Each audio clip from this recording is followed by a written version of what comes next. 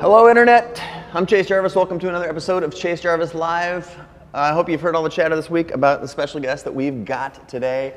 One of my close personal friends and someone I'm very, very excited for you to meet because he's going to bring a lot of knowledge. And it's knowledge that you wouldn't expect. It's the kind of knowledge that photographers don't normally seek. I feel like we spend so much time staring at our own industry. Actually, that's part of the mission of Chase Jarvis Live, is to reach beyond the throes, the boundaries of photography and filmmaking out into the world to bring in people that have a certain je ne sais quoi that we can all learn a whole bunch. His name is going to be announced in just 1 second because he's standing over there staring at me. I do have a couple of thank yous. I want to say a huge thank you to Polaroid for making this possible, and B&H has got all kinds of gear behind me, behind you guys, that you don't know about. But big thanks to those folks for bringing us to show. And without further ado, it brings me great pleasure to welcome on the show today my good friend and colleague, your newest friend, Tim Ferriss. Come on back. Woo! Thanks, bud. How are you? Good to be here. Yeah, I have to pretend that you haven't been here for the last hour. Yeah, No, welcome. Thanks for having me. Chase Jarvis Live. Thrilled to be here. So a little rewind for the folks at home. I was trying to remember the other day. I think we met in Washington, D.C. at a dinner party, if I'm not mistaken. We absolutely did. There was wine, and there was pictures, actually, a lot too. of Polaroids. A lot of good Polaroids taken that night. And then from then, I was actually a fan before. I was very familiar with your work at the 4 Hour Work Week, and we'll talk about that in a second. We'll also talk about the 4 Hour Body, your current book. But before we get too deep, one of the things that I remember talking to you about that night, which I went back and reread some of the stuff, and I think it's really, really important for the folks at home. Where are you, the folks at home, to know about is your take on fear. I thought that was really, really useful. It's basically useful in any genre of any pursuit or passion. Where did you talk to me about how you view fear? Because there's so much fear in the photo industry that people are afraid to make mistakes. They're afraid to get called out. They're afraid to do shitty work. They're afraid to be called out on something. And a lot of that keeps creative people in a little shell. So fear is a real driver, and it has been for me as well in the past, whether it was in athletics or writing or academia, whatever it might have been. And I realized that it's a driver based on risk, and that's when people define risk, or should define risk, as the possibility of an irreversible negative outcome. Got it. And what I mean by that is, just like most people fail to achieve their goals because they're poorly defined, most people are prevented from doing things based on fear because it's poorly defined. So what I tend to do if I find myself paralyzed or indecisive is I'll write down all of the worst case scenarios. I mean, really get high def in the absolute specific worst case scenarios. Then the second column is what I could do to prevent, anything I could do to prevent those specific items. Right. And then if they happen, what I could do to reverse those or minimize the damage from each of those outcomes. And you find once you do that the worst case scenarios are very seldom as bad as you'd envisioned. It's just the nebulous, dark, when you haven't defined phantasm of a bad outcome that prevents you from taking action. But once you actually realize, worst case scenario, I go back to my last job. Worst case scenario, I take a part-time job doing this. Worst case scenario, I have to suck it up for a month or two, do twice as much work with that one client I don't like, and then this. And then it really doesn't seem as scary, and you can actually move ahead with things. Now, so that's super, super relevant to our audience, and I know it is to yours because isn't that the story, the initial story that launched you into doing your first book, which was #1 New York Times bestseller for ages and ages and ages and ages, and wasn't that a necessary step for you to actually go make that book? Was you were why don't you tell the folks at home you were trapped in a job and working like a freak? And so give us a little background for those of you who don't know the story. So the book was really accidental. I had this reckoning in mid-2004 where the girlfriend I had at the time, I thought we were going to get engaged, gave me a plaque effectively that said business hours end at 5 p.m. It had a collage with a photo of my head and a business suit made out of construction paper. It was very dramatic. She put some time into it, very creative woman. And I ended up taking the next 1.5 to 2 years traveling around the world trying to sort my life out and automate my business and striving for elegance, meaning the fewest number of moving pieces in these different areas of my life. And at one point, taught a class, I guess lecture at Princeton twice a year in high-tech entrepreneurship, and I always ask, yeah, it's fun, it's great, it's a really smart class, and I always ask for feedback at the end of these lectures, so I send emails out, and additional comments is one of the fields, and I taught the class via phone from Argentina. I was in Buenos Aires at the time, and this one student, very typical sort of Princeton student, and I'm not accepted, but it was like, I don't understand why you're teaching a class of 50 students. Why don't you just write a book and be done with it? Ha ha ha. And it was, it was like a sarcastic, offhand comment by this student. And I already had insomnia at the time. And I would be laying in bed in Buenos Aires, and I would wake up just to write down my thoughts so I could go back to sleep. Never planned on writing anything. And after a while, I had this big stack of ideas and had plenty of time. All I was doing was dancing tango at the time. And it's a whole separate story. That's a great quote. So I put together a proposal, sent it to a friend of mine, Jack Canfield, who's certainly one of the most successful authors of all time, Chicken Soup for the Soul. He was a co-creator. 100 million plus copies. It's a lot of books, guys. Whew. And I said, Jack, am I full of crap or should I do something with this? And he said, no, you should go for it. And that's when the fear came in as a factor. You know, do I dare try this because I might fail? It's something new. I could stick with what I'd known and have a nice, comfortable existence, or do I try this? And it turned out, you know, I was turned down by 3 out of 4 agents. I was personally introduced to these people by Jack, keep in mind. Then with a really good agent, was still turned down by 26 publishers until, or before I should say, Crown ultimately ended up buying the book. Yeah, so Crown within Random House bought the book, and the rest. Yeah, no one expected it to do what it did, and we had an initial print run of around 10,000 copies. Wasn't even full national distribution, and then who knew? And so again, overcoming the fear, like you had to get through that the fear, I guess, fence, and you had to actually press send on the manuscript or the pitch, right? And I think a big part of that, or a big help, is focusing on process over outcome. So for me, the way I had to look at the book was putting together this proposal was almost like examining my own thoughts and organizing my own thoughts around specific topics. Right. Even if it didn't get published, it was a useful exercise. Got it. And then as I'm writing the book, I thought to myself, if this ends up being read by a dozen people and it changes 2 or 3 of their lives, and I wrote for my friends as a side note. It's the only way I could find my voice. I first ended up with this really pompous, like Princetonian shtick that I was doing. With you can say lots shit. Shit too. Like 4 or 5 syllable words, and that was horrible. So I can't say. So I scrapped it, and then I went to like Looney Tunes / Three Stooges slapstick, which was also horrible. Right. Scrapped that, so I threw away 4 or 5 chapters, and had 2 glasses of wine and sat down and said, I'm going to write this like I would write an email to my best friends, and that's how it started. That's how I found my voice. That's speaking of finding your voice. That's a lot. Actually, I'm going to interrupt us for just a second and say, like you've already dropped a handful of nuggets, and there's a little contest going on right now.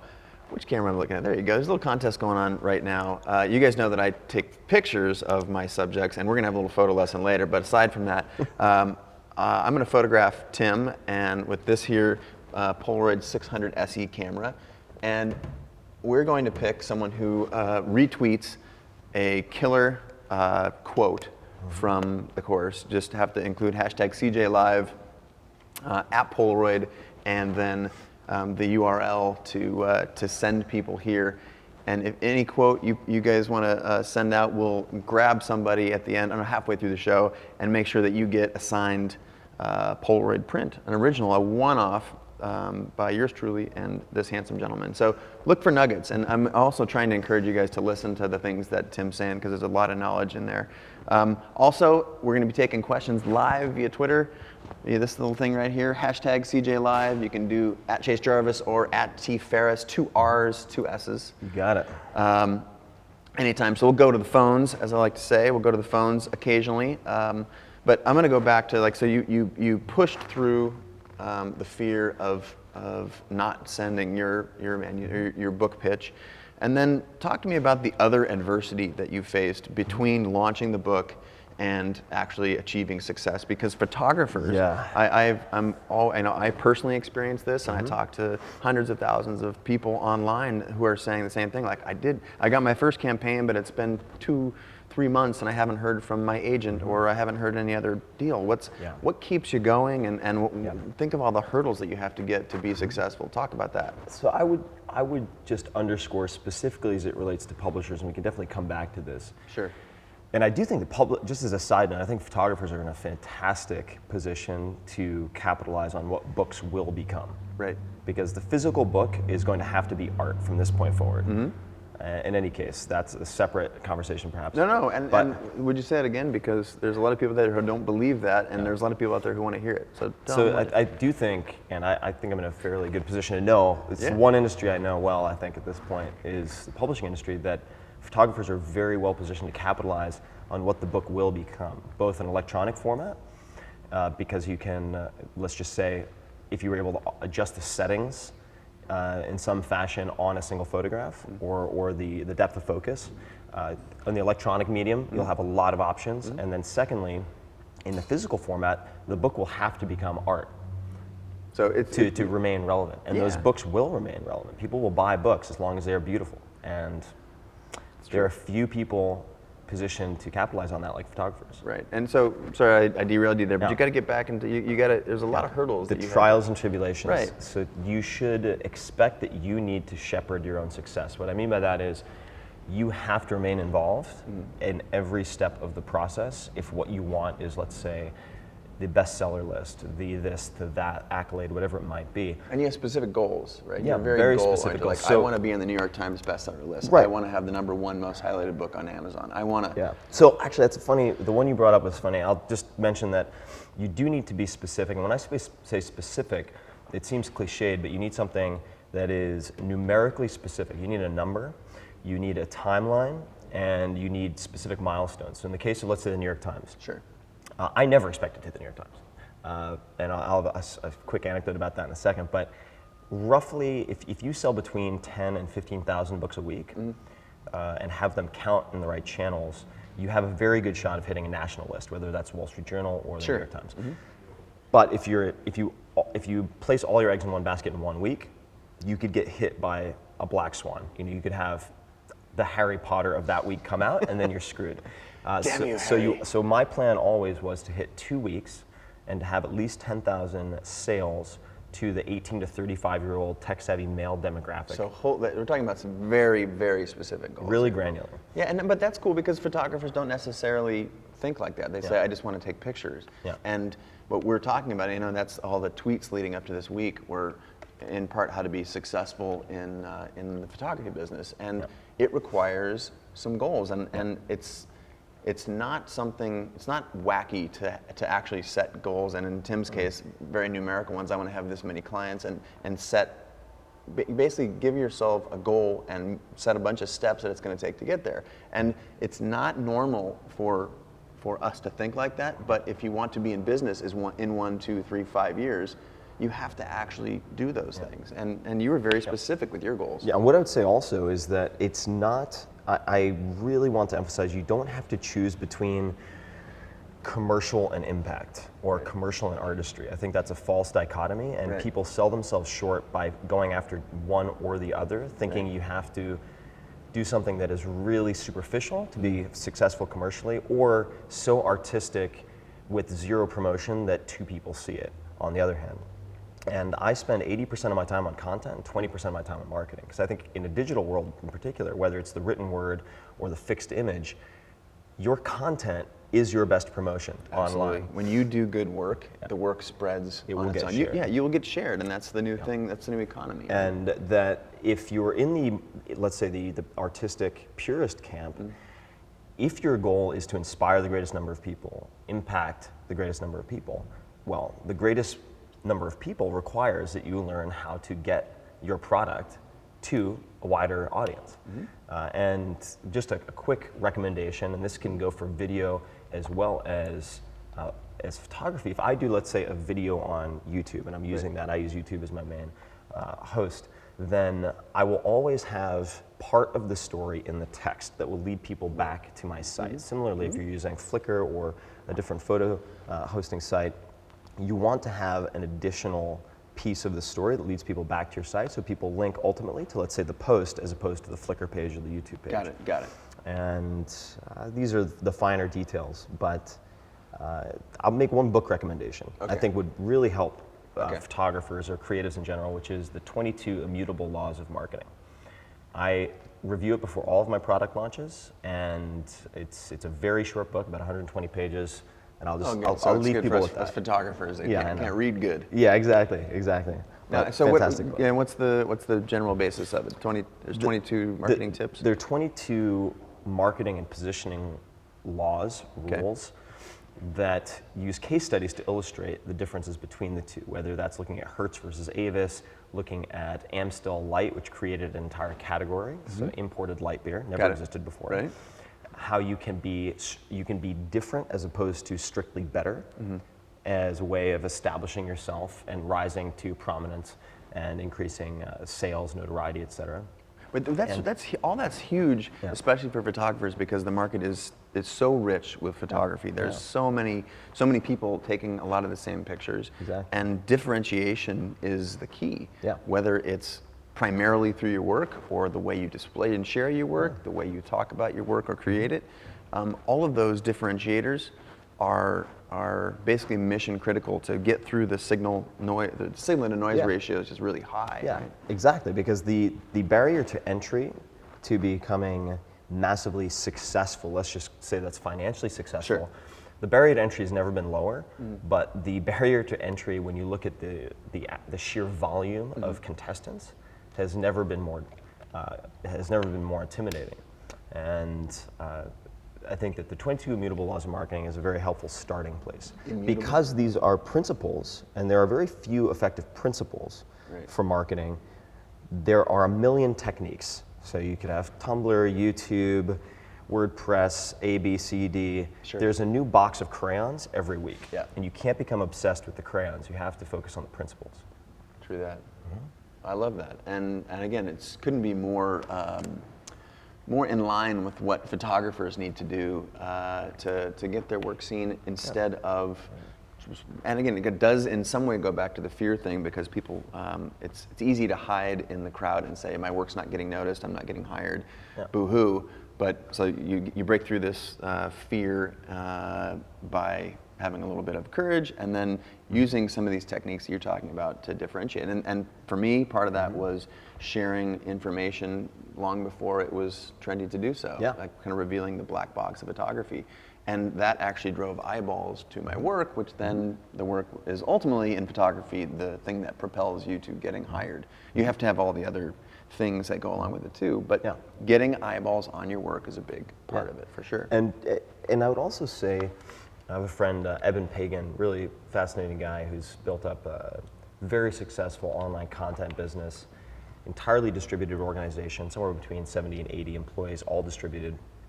And he talks about moving the free line, meaning giving away, in many cases, your best content as a way to introduce people to your work and to drive people back to your other work. And I cannot tell you how many times I've gone onto Flickr and found a photograph. Now, I'm not saying that everything needs to be Creative Commons, but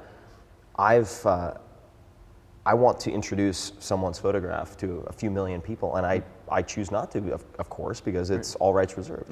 And instead I go to Creative Commons search and then sort by most interesting, and I always find amazing stuff. But I always credit, and if you were to simply take, let's say, 2 or 3 of your best pieces and make them Creative Commons, then the people like me, and there are plenty of them, hundreds of them, would be able to use that to help promote you. And there's a big discussion that's been going on for years now. Again, historically, photography has been a fear-based, protective, very closed loop, because intellectual property is how photographers make their living. So that's been a very dicey conversation, and I've been at the middle of it several times. I remember, I don't know, 5 or 6 years ago talking about Creative Commons with Larry Lessig, and I mentioned his name in an auditorium full of people, and I was basically shit was starting to get thrown at me, tomatoes and stuff, and it's not the solution, but it's a solution. And as the marketplace unfolds and emerges into this new era, we are faced with, photographers specifically, the world in general, but photographers and specifically are faced with a decision on how and where to share your work. So it's interesting to know that you notice that stuff. So it's an option, I would say. Yes. And what I would add to that, I'll give, I think, an illustrative story. I was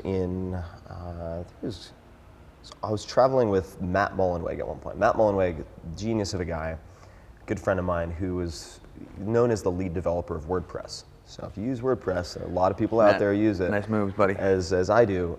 Matt was largely responsible for a lot of that code base in the beginning days, and now runs WordPress.com and Automatic. Really smart guy. And we were on the plane, and I remember being really stressed out at this point. And this was a number of years ago, because the 4-hour work week was on Rapid Share. It was on all these different torrent sites, and I was like, oh God, this is how are artists going to be incentivized and writers going to be incentivized to produce work if this is happening? And he said, the people who are downloading your stuff on RapidShare are never going to buy your book in the first place. They're not your paying audience, so you're getting additional eyeballs on your work for free. They would never buy it anyway.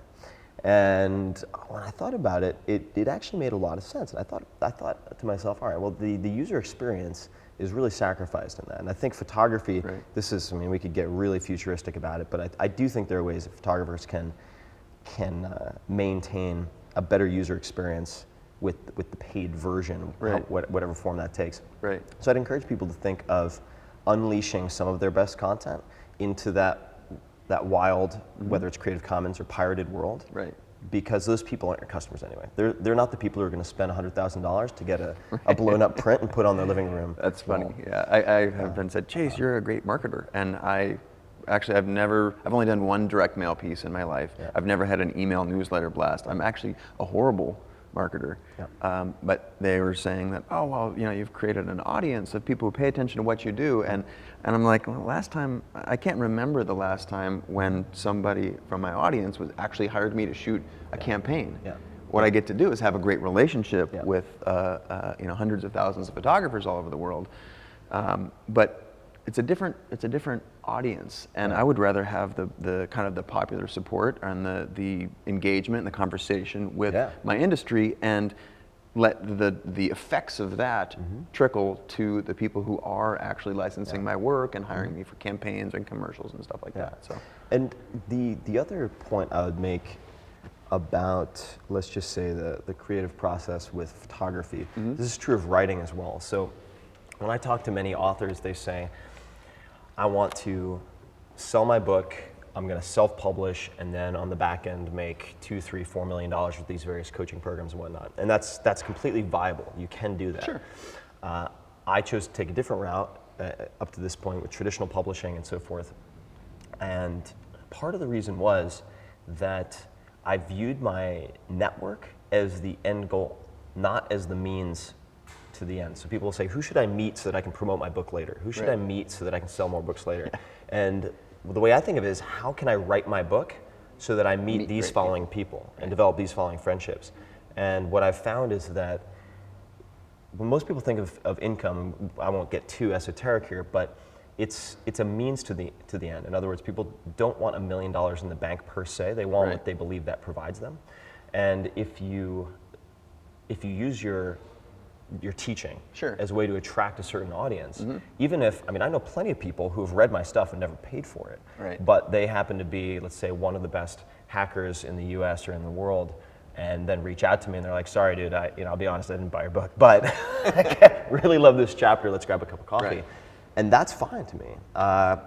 So in any case, it doesn't mean you sacrifice and give away everything for free, but there are different paths to the ends that you want. And that's one of the things that I'm trying to celebrate, publicly celebrate, sometimes to the disappointment of people, and oftentimes to the celebration of others, that there are a million ways or a million paths to be successful, and whatever your measure of success is, that exists now that didn't exist even 10 years ago. I, for one, am 100% self-taught as a photographer, didn't go to photo school. That's one path. My own Self-taught path is another path. A lot of people come out of art directing and graphic design and become photographers. And to me, that's beautiful because there are more people entering the marketplace with a more diverse knowledge base and a more diverse set of opinions and ideas than one channel alone could create. So it's certainly a more rich and compelling industry for me, I believe. I tend to be of a rising tide floats all boats guys, but that's really cool to me that there is a million ways to be what it is that you want to be today. Your background, not a writer? No, I wouldn't call myself a writer. I mean, in undergrad, I studied neuroscience for about a year until I realized I was going to have to perfuse several hundred rats, which means slitting their throats and bleeding them to death over a sink so that you can then fine slice their brain because you have to inject them with a retrovirus beforehand. Wasn't terribly interested. Yes. I think that type of research is important, but I couldn't personally be the one doing it. Moved into applied linguistics, graduated with a degree in East Asian studies, so Japanese, Chinese, Korean primarily, and took writing classes. I had some phenomenal teachers. John McPhee, who's a staff writer at the New Yorker. Yeah, amazing. Really just blew my mind, the way he thinks about writing structure. But not a writer by training, never thought I'd be a writer. And the 4-hour work week just about killed me. I mean, I vowed after, so you want to talk about fear, I vowed after my senior thesis in school, almost killed me. I mean, I took a year off of college in the middle of my senior year. Wow. In large part because I was so petrified that I wasn't going to finish my senior thesis, which is a huge part of your entire departmental grade. And I vowed when I graduated I would never write anything longer than an email ever again. Didn't work out. So you can, I mean, the 4-hour body is 590 some odd pages. So I've overcome that fear, but it took a long time. Speaking of 4, 4 hours, tell the people. What? 4. Yeah, what's up with the 4? What's the 4 thing? Yeah. Is this show, there's a lot of people. In fact, one of the tweets that I enjoyed the most in the day leading up to this, and those folks, by the way, are going to get copies of your, signed copies of your book. We've got a couple of those folks, and I think Megan might want to tell me who those people are here in just a second. But I forget what else to talk about. The number 4. Number 4. Oh yeah, 4-hour photographer. Yeah. Like, there you go. It's like this is actually that's one of the reasons we're live here today is because we're going to announce that Tim is going to create a book. It's the next book called But what the hell's with all the 4s? Yeah, the 4s came about. Because I gotta say, people are like, come on, dude, 4 hours. No one works 4 hours. It's bullshit. I know, which is part of the reason why the 4-hour body is doing better than the 4-hour work week. Because the 4-hour work week, people have something to measure it against. So they're like, 40 hours for bullshit. Come on, 110. It started off, the book was originally in its proposal called Lifestyle Hustling. And then it was, terrible title. And then it was sold. That just makes me gonna get up and. I know, it's a horrible title. And then it was sold as, because the name of my lecture at Princeton was Drug Dealing for Fun and Profit, which is a tongue-in-cheek reference to a sports nutrition company that I ran for many years before I sold it. And the publisher bought it as Drug Dealing for Fun and Profit. Then Walmart said, absolutely no way in hell we're going to sell anything called Drug Dealing for Fun and Profit. So we ended up discussing various types of titles and subtitles. Right. And I mean, this is the very usual, I mean, you've seen this photography, sort of client versus creator headbutting. And we have 137 years of combined publishing experience. I have none. I'm like, well, I can't use that argument. So I used Google AdWords to test 12 or so headlines, titles, and then subtitles as the ad text. And I just looked at which combination had the highest click-through rate. Brilliant. And the 4 hours referred to how much time I was spending per week managing my business in 2005. Got it. That's where it came from. So legit. It's like there was a legit like toe in the water to 4 hours. But then it was legit. Through a bunch of testing, you realized that stuck. Yeah, and I did not have, people say, well, what was on the landing page? Nothing. It was under construction. I just wanted to see which combination of title and subtitle had the highest click-through rate. Got it. As a side note, I also took different covers and went to the Borders in Palo Alto. Was this one of the covers? So this book right here. So I took, I found a book of the exact same size and then printed out multiple different covers and put them on to this mock-up and put them on the shelves at Borders, and I clocked how many people picked up the different covers per hour. A little OCD, I know, but tested it all. And that's how we ended up with a lot of what ended up working, I think. That's cool. Fortunately, I have the type of unusual patience for that type of thing. So, hey, Meg, can you tell me a little bit about who won the contest the day before contest when we were grabbing some? You got a name for me? Sure do. D. Lawrence Photo. D. Lawrence Photo. You get a signed copy of The 4-Hour Work Week from my good friend Tim Ferriss here. And is there another one for the other book? Daphne Chan. Daphne Chan. Thank you very much. You said something clever in a retweet trying to get people here. So we have signed copies of Mr. Ferriss's books for you, and we'll which does make me want to do two things.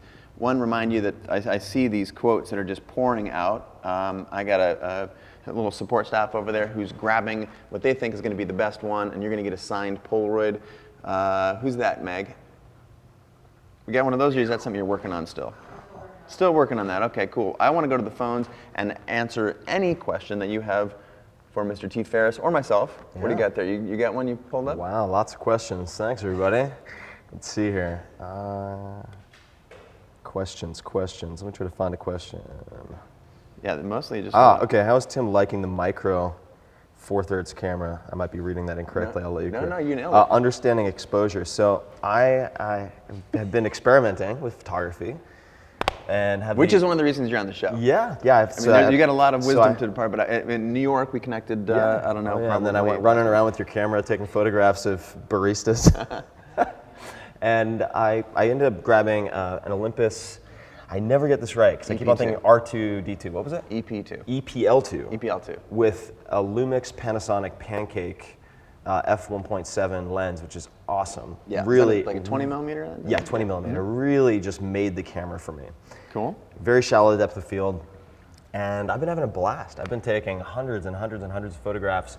And the reason I ended up embracing photography is not what, if you want to talk about fear, is not something many people know. I wanted to be a comic book artist for about 10 years. And I was a paid illustrator, illustrated books for Princeton University, and then one day stopped with no real explanation other than focusing on the real world and my new job and so forth.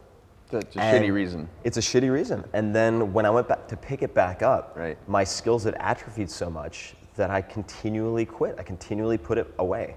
And photography has been a low fear way for me to get back into visual composition. And it's been fantastic. The book's exposure, and by the way, I have to give credit where credit is due. The camera, the lens, the book exposure, among other things, were all recommended to me by a very dear friend, Chris Michael. Cool. And I think it's Christopher Michael, Michel, photography.com. He's like, yeah, you should check my photos out sometime. They're, to me, just amazing.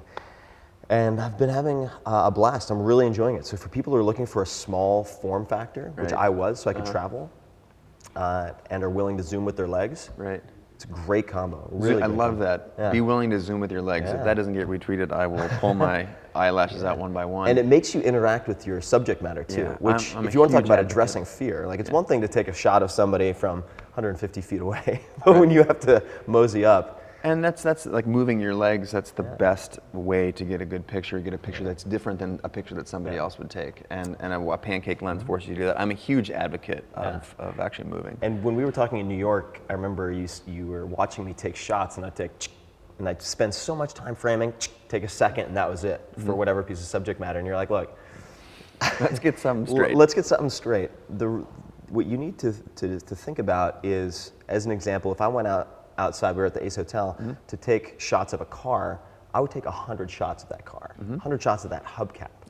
And it's digital.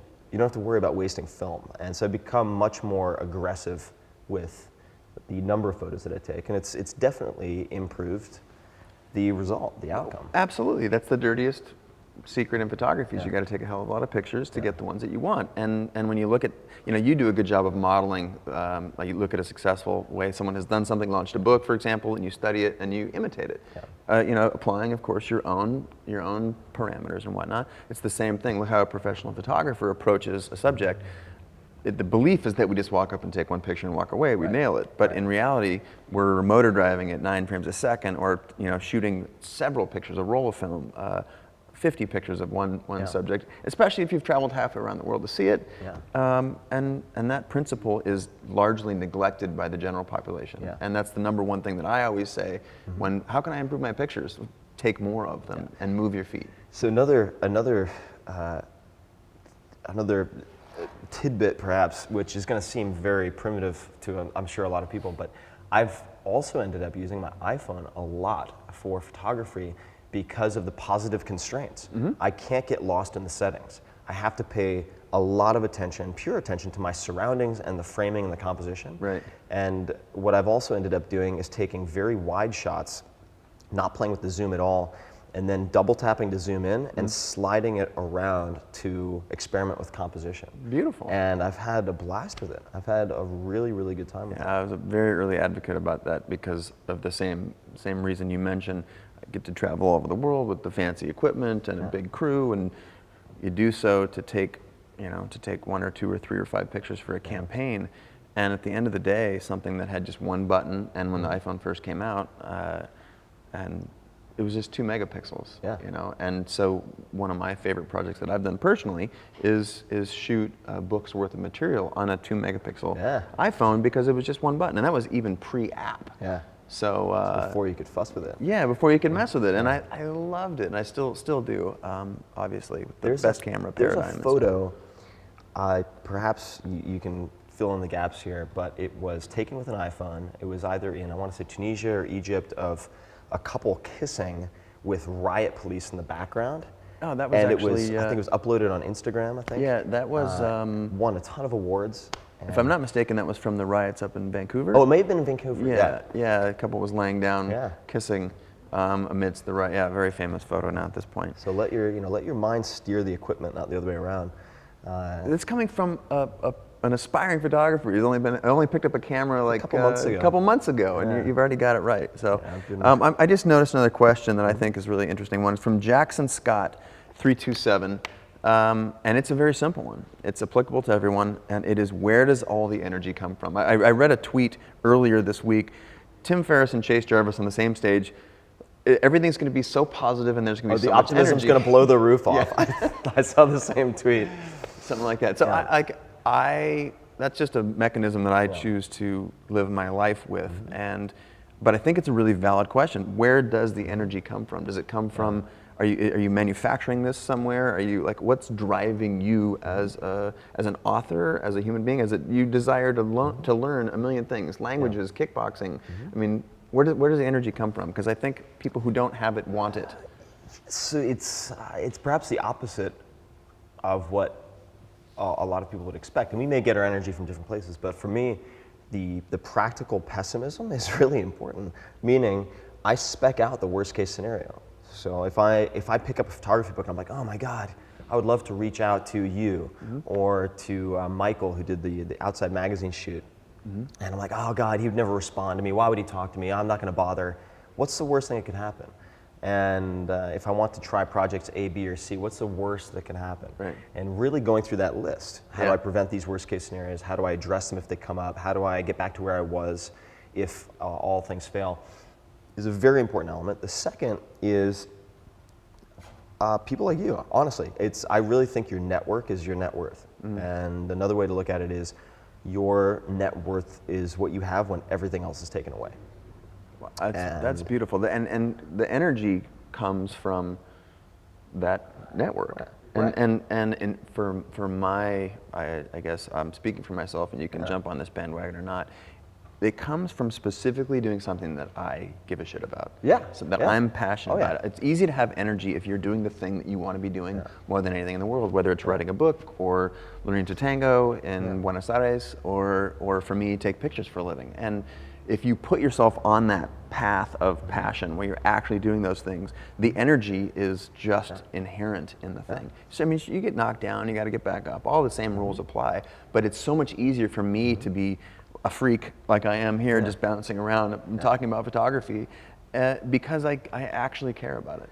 And the way that I get to care about it is about photography is to spend time with you, to spend time with Chris Michael, who's like, you got to get on it. You got to get a camera. Right. This is a prime time in your life. You need to capture these experiences. Right.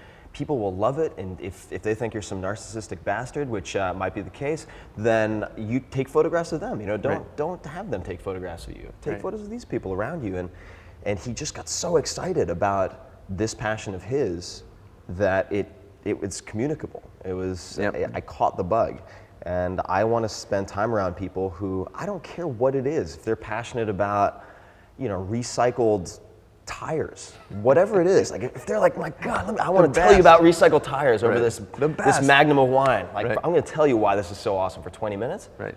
Awesome. What's not to like about being around that kind of energy? I totally agree. I just thought of a piece of photo advice I'm going to give you. We're going to do a photo lesson in the not too distant future here in probably 10 minutes, which will be fun. We're going to teach you how to completely set up a studio from scratch, and we're going to put $50,000 worth of equipment in your hands, and we're going to let you take pictures of yours truly. I've noticed we go to the same tailor, coincidentally.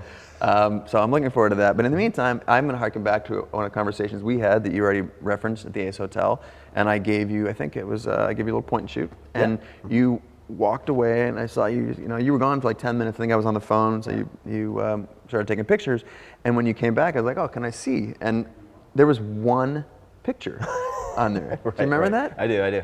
And you're like, yeah, this is. And I saw you deleting them. I went through and deleted the others. I saw you deleting them. Don't delete your pictures. Save your pictures. Just keep firing away, and then you can look at your progress. You can learn something. Don't be afraid to chimp. You know that term, chimping? No. You take a picture, you look down, and use the back of the camera. But don't delete your bad ones. Right. The bad ones, they make the good ones seem even better. Yeah, that's a good point. And it tells you where you've been and where you get to go. So, as just a rule for thumb. I'm going to kick it over to a slightly different vibe. A couple more things I want to talk about with the 4-hour work week before we go over to the 4-hour body, because both are very relative photographers. I just got a note from my homies here backstage. Polaroid winner for the first half was from a quote, "What we fear most is usually what we most need to do." That was a great quote from at Holby02. So I will take a picture of Tim right here, and then we will sign this thing and give it to you. Check out this. How dope is this rig right here? That Polaroid Super Color. Check this out. Ready? All right. There you go. Booyah. All right. So that's going out to what was it? Colby 2. Colby 02. One more from the front of it. Okay. So that's still going on. If you guys want to keep retweeting quotes, we'll give away more signed Polaroids. But I'm going to shift gears for a second before we go to 4-hour body and talk about time management, because this is a part of your book that I found, of the 4-hour work week, that I found really fascinating. And photographers, especially a lot of photographers, are one man, one woman shop. They do everything. They wake up in the morning, they eat, breathe, bathe, go to the bathroom with their craft. And so time is at a massive premium, and you have claimed that time management should die. Right. So talk to me about that, because I think that's interesting. So one of the issues with time management or time management systems is that they focus on organizing and sequencing your to-do list. Got it. The tasks that you have in front of you, and very seldom is prioritization a big piece of that. And a very big piece of prioritization is elimination. So when I talk to people who have multiple billion-dollar exits, let's just say, in the tech world. Yeah. When I sit down and talk to these people, they have at most 1 or 2 top to-dos per day. And if they get those 1 or 2 completed, they consider that a very successful day. And my recommendation would be to do an 80-20 analysis, which simply means we're going there next. We are, okay, so I'll leave the 80-20 analysis alone, we'll come back to it. But focus on the first hour of your day. And don't check email. No reactive work, no email. Email is everyone else's agenda for your time, and you need to spend that first, let's say 60 minutes, and organize your workflow so you can do that. Identifying and reaching a milestone on one of those 1 or 2 most important to-dos. If you use it as an experiment, you take 1 week to do that. All right, for this 1 week alone, I can always go back to what I was doing, but for the first 60 minutes of every day, I'm going to focus on that most important, which is oftentimes the most uncomfortable to do, making that phone call, having that conversation that I've been putting off for 2 weeks, sending in that application that might get rejected. Hit that milestone before you go into email. That piece of advice alone, when I read the 4-hour work week a couple years ago now, changed my changed my life. I got to be honest with you, and it's seldom acknowledged that the inbox is this time suck, and it's other people's requests for our time. Yeah. And if you get a lot of email, I get hundreds and hundreds per day. It's really easy to open it up and see who likes to say nice things about you, see what job you might get, see who's talking trash, and react to that. And that is a horrible way to start your day. Yeah.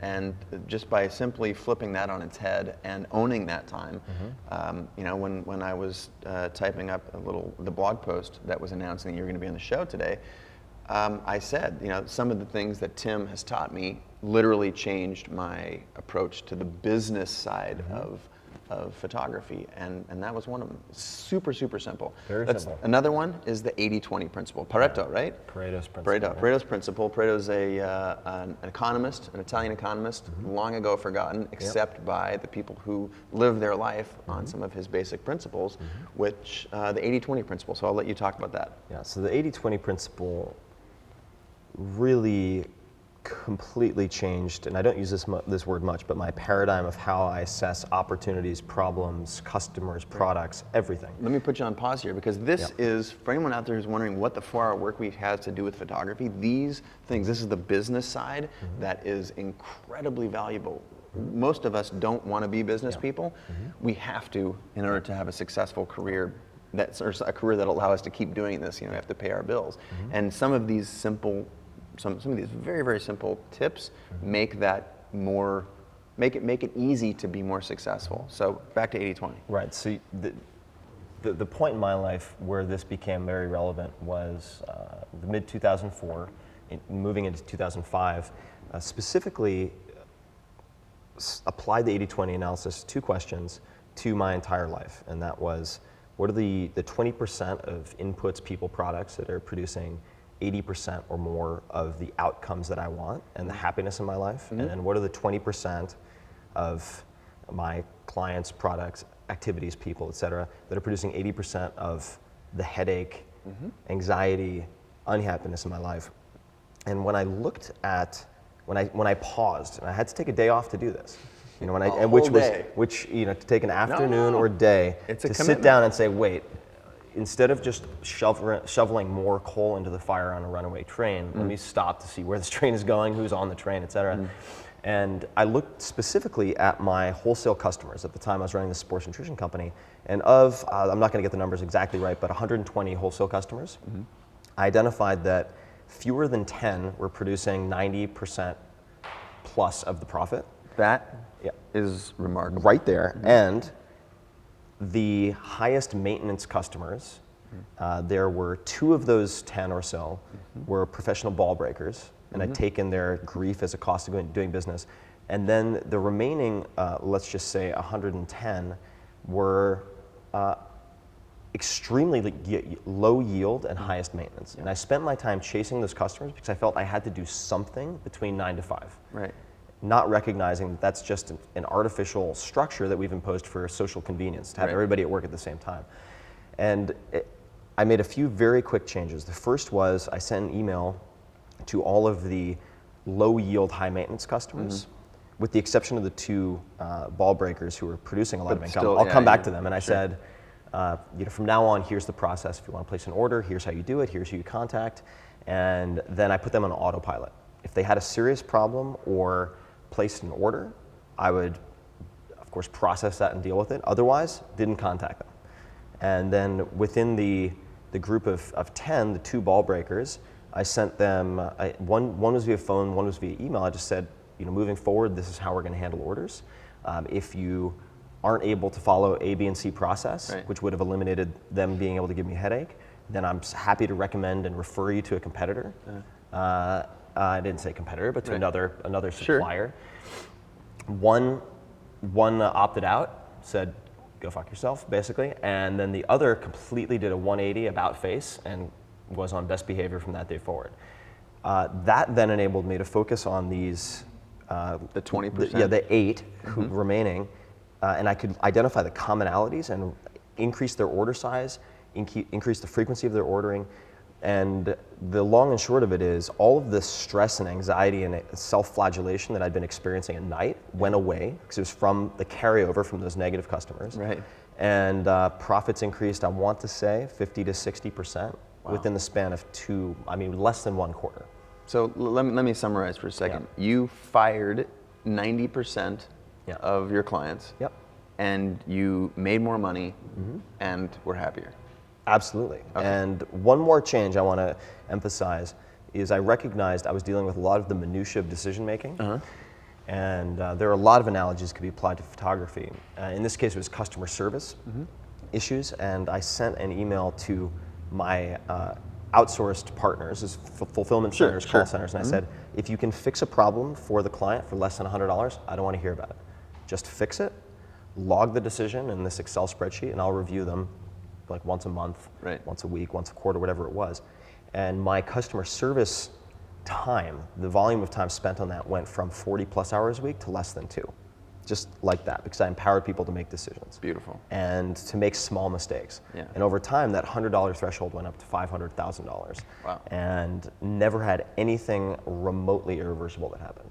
Beautiful. In 5 years. I'm going to focus on the thing that, because again, I took that 80-20 law to heart, and I have basically been doing that. I did it somewhat before I read the book, but without the same vigor.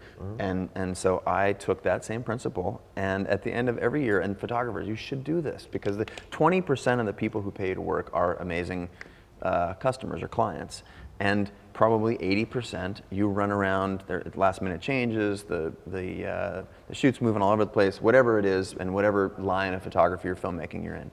Consider the next time that those folks call, I don't send them a mail and say, F off, click. It's just, I'm sorry, I'm swamped right now, and I'm not going to be able to do that campaign or that job or whatever. I'm happy to refer you to, here's the ASMP guide to photographers, and you can find a great one in your area that'll do the work for you. Yeah, and you don't have to, I mean, you can be very tactful about it. Right. Which I was. I really was not belligerent at all. And you can also say, because of an overwhelming amount of a number of projects I'm working on right now, happy to try, this is an alternative approach, happy to work together, but I've had to standardize a few things, like this is how we have to do it. Yeah, you can say it positively. Set the parameters and say, I'd love to work with you, but the only way I can do it right now because of limited bandwidth is if we do A, B, C, D, and E. And this isn't specific to you, this is just what I've had to do across the board and ultimately to make things run. Can respect that. Yeah. Like I find when I have those sorts of conversations with a few clients that they ultimately respect it. And one other piece of advice to photographers, maybe you can back me on this, is that it's kind of like you have to be willing to take control of the outcomes that of the way that you want your business, your life, your whatever to occur. And if you don't, they will drive it for you. Oh, yeah. And there's a certain ownership that we have to have. We can't just say, oh, I got caught in this and I had to do this. And it's all these had tos are mostly things that we manufacture from a pressure that's applied from an outside deal, right? Absolutely. And I think creatives, and this applies to writers, this applies to photographers, filmmakers, are so immersed in their craft, as they have to be for so long to become good at the craft. 10,000 hours, right? Exactly, that they end up working indefinitely in their business and not on their business. Right. And it behooves you to take a day, 2 days to work on your business and ask yourself a few hypothetical questions. Like, if I have 10 clients now, if I go to 100 clients, where are the bottlenecks? Does this scale? Does my behavior scale? If I'm getting 100 emails now every other day, if I get 500 emails, does this scale? And you set it up almost as if you're building the first McDonald's and you're asking yourself, I need to get to 1,000 franchises, but even if you never get there, if you make your processes that bulletproof, your life will be easier, your clients will be better, your income will be greater. And so asking which of these behaviors scale and which break down and where do they break is very, very helpful. Build it with the end in mind, basically. Build it with the end in mind. And just a quick tactical tip for people who want to reduce the time they spend on email. There's a great site called Email Game, and it's emailga.me for, I think, almost any type of web-based email. I use it for Gmail, but it cuts down the amount of time I spend on email by 30 to 40%. Because it's just... And the way it does that is it times you, and has a countdown clock per email, And This is there's- for those of you who get really high volumes of email, Yeah. myself included, I get- Tim, yeah, ridiculous, a hundreds lot. and hundreds. Yeah. But they've made it a game. They've made it a game, but what it also does is it tracks through your email one at a time, never takes you back to the inbox. So if you look at, let's say, retinal scans or retinal eye motion scans of the inbox, it's just scatterbrained. It goes, I mean, you're looking at the same items dozens of times every time you return to the inbox. And email game takes you very methodically from one to the next, and it's based on good behavioral psych. So that would be a recommendation. Little tip. Yeah. I'm gonna one last thing on the client, like firing and hiring clients, so to speak. There's this desire for, especially for aspiring and up and coming photographers, to grab a client and hold on to them because they're the one client you got. You're like, oh, or maybe you have 10 clients, and so any change in the number of clients psychologically has a dramatic effect. But I can say, after being in business a long time, I have never made a shitty client a great one. Yeah. I have, on very, very, very rare occasions, made a shitty client like stomachable. Right. And when I'm saying bad clients, they're like, it's a combination of not the kind of work I want to do, or they pay late, or they there's always changes and stuff that is not unpleasant when the other customers are doing the things that they should be doing as customers.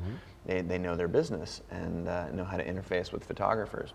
So I want to give the folks at home permission to step away from those clients who aren't great clients, and it's okay to realize that they're probably likely not going to turn into them. Yeah. So are you in the business of educating clients? In part, because we need to, especially with rights and all that kind of stuff, photographers spend a lot of their time doing that, but don't make it your full-time job. Yeah. Wow. So there's so many more things I want to talk Absolutely. about. I want to add one more thing to that. Please do. And that is, don't hesitate to reach out to your best clients as well. And you can just say, I've been doing 80-20 analysis for all of my clients, and it's become really clear that we've done a fair amount of work together, and it's always been, at least from my side, smooth. I wanted to get some feedback from you as well, but I'd love to do more with you. Yeah. Like, what can we do? I did that with my clients, and they're like, oh yeah, they're busy like everybody else. And typically your best clients are the most organized. They have a lot going on. And they're like, oh, actually, maybe we could do this partnership. Maybe we could do this co-branding. Maybe we could do A, B, C, D, or E. And it was really easy to increase the number of projects, in my case, the volume of business that I did with my best clients. It was really easy. And those are the best and easiest customers to get, right? Ones you already have, because you don't have to go through this, you don't have to show your portfolio and meet the art director or do all these things to acquire a new client. I think that's great advice. And again, on the positive tip, like telling the people that are in your life, your relationships, professional and otherwise, that you value them, that they're doing a great job, and that you appreciate the relationship. Huge marks there. A couple things I want to move through rather quickly. Outsourcing. You're an advocate of outsourcing the crappy stuff that you don't like to do, right? Yeah, I'm an advocate of delegating. And outsourcing is one tool for that. Right. I want to make perhaps a preface to that, which is, before you delegate anything, determine if it's actually necessary. So I'm a very strong proponent of eliminating as much as possible before you delegate. Got it. Something that doesn't deserve to be done at all doesn't get better if you do it well. Got it. And in the case that you do decide, all right, this is not my core strength, I want to focus on multiplying my strengths as opposed to fixing my weaknesses, then you can delegate, and you can use any number of services for that, whether it's Elance, looking for, let's say, some of the firms based in the Philippines, but it could also mean just hiring a really smart college student that you have down the street. Yep. It's about recognizing that your highest yield of your resources is applying your time to X. Sure. And if you can get someone for half that hourly rate, then you're you hire making them money. down the street. And That- or you and- hire them in Detroit, or you hire them somewhere in the case of high-point, photography, that's often people's first move to having an assistant. Like, I was doing all this stuff on my own, and now I can actually charge for their time, and oh wow, it clears my head and is able to do that. So outsourcing, I think, is interesting. And I'll give a quick filtering recommendation. Okay. So people typically hire or delegate based on what someone can do, and I think that's a mistake. So it's actually not capacity or capability that's most important, it's reliability. So you need to determine what someone will do, not what they can do. And this is a big problem, for example, in web design. A lot of amazing designers who are really unreliable. There are plenty of great ones. I happen to be fortunate to know a few, but what I recommend, let's say you go onto Elance and you put up a project and you can look at the reviews and you pick the top 5 before you give them your big project. Right. Let's just say, give them, I'm making this up, but give them, if you're hiring them to do touch-ups on photos, Right. send them 2 photos and say, I need this in 24 hours by this point in time, and I want you to leave a voice message at this number indicating that you've done it. And the people who pass that first hurdle are the people who you then further qualify based on their skill set. You need to test for reliability first. Got it. Reliability, that's a great, and specifically with photography, like you want your assistants, your right-hand man, your left-hand man, your retoucher, your whatever, to be of a high quality. So filtering them, I think that's great advice. I was wondering if there's any more questions. I'll take, I know there's hundreds and hundreds of tweets coming in. I'll take a quick scan for any questions. Most of them are quotes, great quotes here, you guys. Set it up as if you're building the first McDonald's. No, it's So that'll be a favorite among the artistic purists. Great. Don't forget to include in your quotes, guys, the link back here so we can invite as large an audience as possible to pay attention to what we're learning here today from Mr. Tim Ferriss. If you're just joining us, we're with Tim Ferriss, #1 New York Times bestselling author of The 4-Hour Workweek and The 4-Hour Body, which we're going to get to in just a second, and how all of those principles that underpin those books apply to photography and creatives. And it's been fascinating for me so far. I have one question here. Yeah, shoot. That just because you mentioned it, let's see here. At eBizWise, Okay. with 2 Z's, Tim, is the 10,000 hours to be a master real or a myth in your experience? Does that apply to Japanese archery? The Japanese archery is a reference to the pilot that I filmed with History Channel. Yep. This is a number of years ago. It was broadcast. I had a blast with it. I think the 10,000 hours is a helpful rule of thumb, a helpful heuristic. The amount of time required to become world class, let's just define that as being in the top 1%, whether it's determined by accolades, rankings, income, is highly dependent on how many people compete in that field. Sure. So for photography, it depends. Highly competitive. Highly competitive if you view your field as photography. Now let's say then you go to wildlife photography, then you go to macro wildlife photography. As you niche down, the number of people you're competing against to get to that 1% becomes fewer, and therefore the 10,000 hours reduces. So that's the way I would think about this. Got it. The more cleanly you define your niche, the more you can differentiate yourself as opposed to simply to striving to be better in a extremely broad field, the faster you'll be able to get to that 1%. Beautiful. Well said. That's a great question from BizWise there. Weimers N asks, what are the 3 to 5 key principles that are most important to you? So I'm not going to give you too much time to think about it. Just say a couple of things that are important to you. All right. So Don't hard to do in rank business them. life, whatever it Sure, might be. sure. I'll just say focusing on appreciation as much as achievement. Otherwise, it's a Pyrrhic victory. No matter how far you get, it's not going to be worth anything. Secondly, is you are the average of the 5 people you associate with most. That's beautiful. Absolutely. Think of who you're spending your time with. Peer group is more important than anything else. Just about. That includes your family, of course. But those people you can choose outside of the family are important. 80-20 analysis, looking at the greatest output for the fewest inputs. That's enough. I'll let you have to take with 3. We'll do 3. Okay, We'll we're going to do 3. And I'm going to shift this conversation now while I take a drink. Over to your last book, The 4-Hour Body. So if anyone out there in the internet world is saying, 4-Hour Body, what does that have to do with photography and filmmaking? Well, there's a lot. First of all, you made a short film to kick off the 4-Hour Body, which is something that I would love to show. I think we've got it queued. Up, and so take it away, D'Artagnan. Show the folks at home Tim's trailer for his latest book.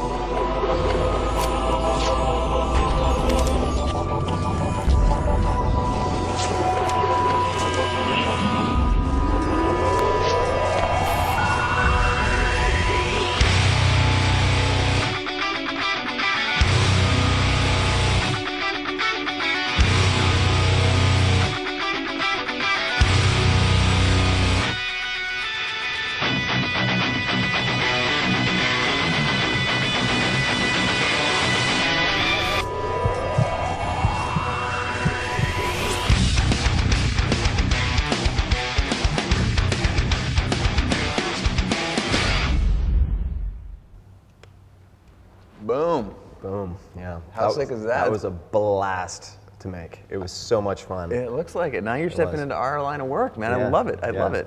Yeah. And I think you and I have talked a little bit about the making of that.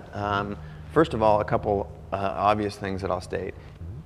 People that I know think it's unusual that you would make a video to sell a book. Now, I have made a video to sell a book, my recent book, Seattle 100, and that was a very important marketing mechanism in helping to get the word out, mostly because that's where people consume media is online and they're used to seeing videos. Yeah. Tell us the theory and the foundation behind making a sick-ass trailer for a best-selling book. So I think the fishing is best where the fewest people go, and like you said, there aren't many trailers at all for books, and if there are, it's typically just static stuff with voiceovers, and there's very little to it.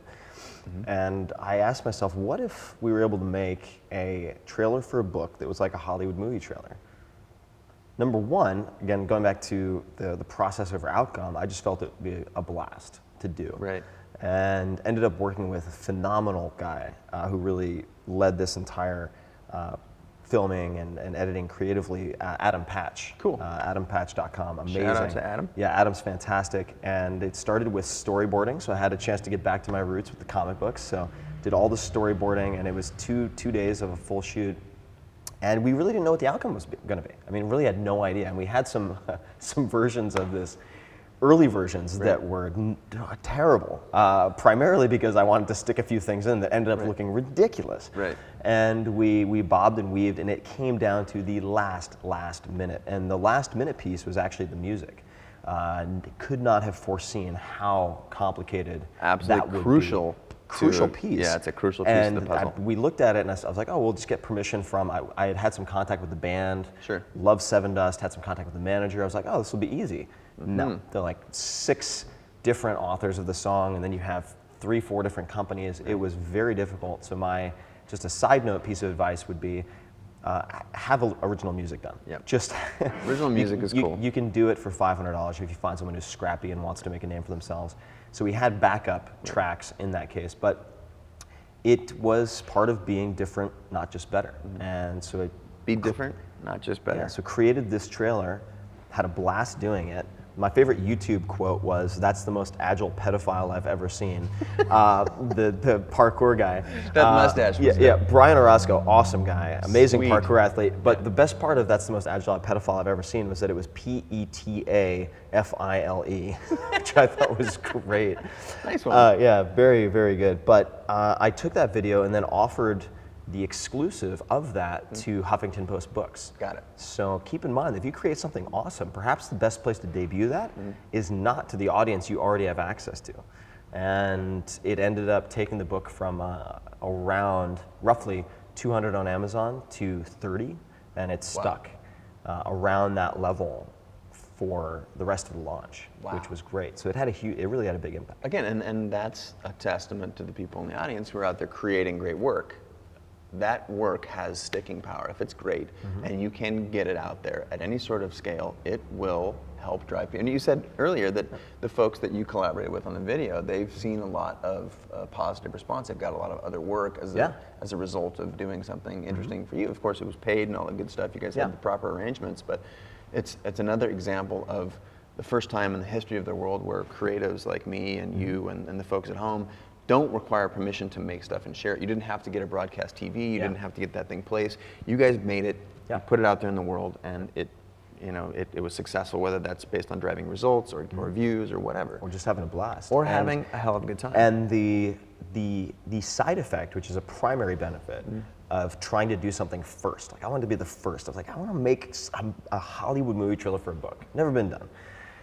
The benefit of that is that when you sit down with someone like Adam and you're like, all right, man, look, here's the deal. And you have a plan for doing it first, it gets people excited. Absolutely. It helps you to recruit better people. And it helps you to first recruit. overs are exciting. Anytime I've done something that hasn't been done before in in modern pop culture or whatever, whether it's an iPhone app that does a certain thing, or the first time approach to using this camera to shoot this thing or this strobe to shoot this thing, there's a sense of really interesting conviction and ownership, because hopefully that'll get recognized and attributed to your masthead or to your lineage. Oh, absolutely. And I was actually at the W this morning, and as I was about to check out, I noticed a book called Spectacles, a big hardcover book called Spectacle, and it was about some of the largest man-made spectacles in the world. And I sat there, I almost was late for this because I was reading this book. Beautiful book, by the way. It's the type of book that's going to still be sold 5 years from now. And I encourage everyone, I'm not saying if you don't drink, that's fine, but personally, like maybe have a Gamay or a Malbec, sit down, have a couple of glasses of wine with your buddies and just be like, you know what, if there were no constraints, I had no financial constraints, no time constraints, what are some of the craziest things that I could do? What's a first that I could do? Maybe pulling from a different industry, a different world, and wrapping it into my own, whether that's photography or otherwise. What are some of these crazy things that I can do? And get those down, and you will find a means to do some version of these things. That's almost exactly how we try and think around here. We have group things where producers and assistants and people who've been in our organization for 10 years, we all sit down in the same room, and ideas can come from anywhere. And we literally talk about things, shoots, ideas, just things that will really get us up in the morning. And those largely are the things that drive what the world thinks are interesting and popular and unique. Side note also on the importance of the first, the big idea. Is, and I've said this before, if your prize, let's just say, is a catamaran trip through the Greek islands, versus, you know what, I'm going to aim lower and be realistic, it's going to be a trip to Miami for the weekend. It's actually, I think, easier to get to the Greek trip because it's so exciting that it will fuel you through the inevitable trials and tribulations and dead ends and bad partnerships, bad delegation decisions. It will fuel you through all of that because it's compelling enough. Whereas on the realistic side, the base hit versus the home run, you're actually more likely not to hit that because you'll give up. You will call it quits because it's not compelling enough. Swing for the fence. Yeah.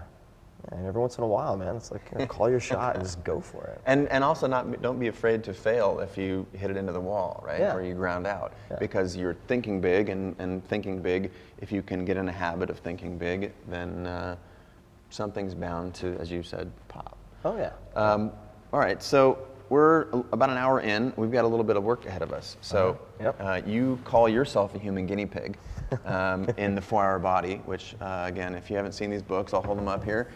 We've given away a couple signed copies. So there's the 4-Hour Body by Mr. Ferriss. So handsome. And here's the 4-Hour Work Week. This is the one, my copy. You should see my copy. It's just trash. It's dog-eared to death. They've both been really. Speaking of 4-Hour Body, we were off our program last night. We were. That was amazing. Thank you. Amazing restaurant. Matt's at the market. Yeah, Matt's in the market. Octopus and pork belly. Yeah. And the arugula salad with crab meat. Just saying. Just saying. Just give him props. All slow carb compliant. That's right. Except for the magnum of wine.